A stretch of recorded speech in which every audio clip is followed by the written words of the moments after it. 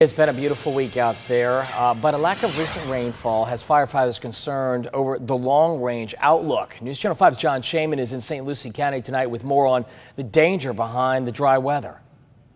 A small lot in the Torino neighborhood of Port St. Lucie shows the scars from a brush fire earlier this month, a busy one for firefighters. We have seen an increase of about 30% in run volume to actual brush fires. Here on Dowell Court, a vinyl fence melted and a wooden fence destroyed, but no homes damaged.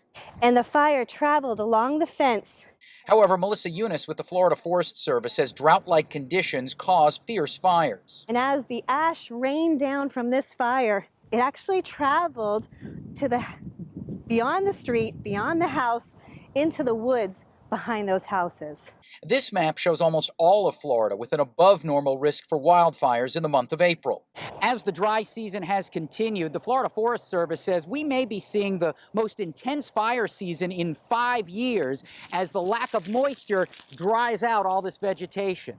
The shrubs, the trees have all depleted of moisture, and their volatile fuels, the oils inside, are ready to ignite. So the Forest Service and local fire districts have formed closer partnerships to attack fires with added manpower. Because the key is to get to these fires as soon as possible to get them out before they become larger. Just like hurricane season preps, the Forest Service is reminding homeowners, especially those that live near woods, to have an evacuation plan just in case.